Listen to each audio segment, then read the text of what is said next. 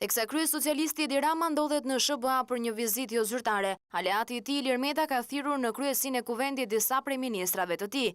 I pari që kanë bërritur në zyrën e kreut të kuvendit ka qenë ministri i transporteve Edmondo Gjinasto, pastaj ministri i integrimit Klejda Gjosha dhe ministri i drejtësisë Ylli Manjani. Por listës së ministrave i është bashkuar dhe ish ministri i drejtësisë Nasip Naço, që ka qenë i fundit që është takuar me kreun e kuvendit Ilir Meta. I pyetur në lidhje me ndryshime të mundshme në qeveri, ministri Manjani tha për mediat se periodiciteti i takimeve me kreun e LSI-s nuk përbën lajm, duke mohuar zërat që në kabinetin qeveritar të ketë impulse të reja. Vizita ime në zyrën e zotit Meta nuk besoj se është lajm apo jo.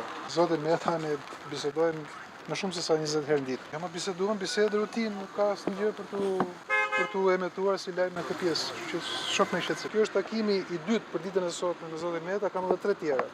Duke u ndalur tek reforma në drejtësi dhe përfshirja në radhët e ekspertëve të nivelit të lartë të një figure të njohur politike si Ilir Usmajli, Manjani sqaron se nuk përfaqëson ministrin e drejtësisë në kuptimin politik, përfaqëson veten e tij si ekspert, por ministri i drejtësisë e ka propozuar për të kontribuar në hartimin e kushtetutës, në hartimin e amendamenteve kushtetuese pas daljes së Venecias. A mund të jetë ky propozimi juaj një afrim të zotit Usmajli me LSI-n? Nuk kuptoj pse është lajm zoti Usmajli. Zoti Usmajli dhe zoti Loloçi janë dy konstitucionalistët, e theksoj së bashku me zotin Traja, tre së bashku, më të mirë që ka Shqipëria në këtë çështje. Manjani dha një përgjigje edhe në lidhje me vërejtjet e Komisionit të Venecias për praninë e ministrit të drejtësisë në disa institucione. Ministri nuk do jetë aty ku ka thënë Venecia, nuk do jetë, dhe do jetë aty ku duhet jetë.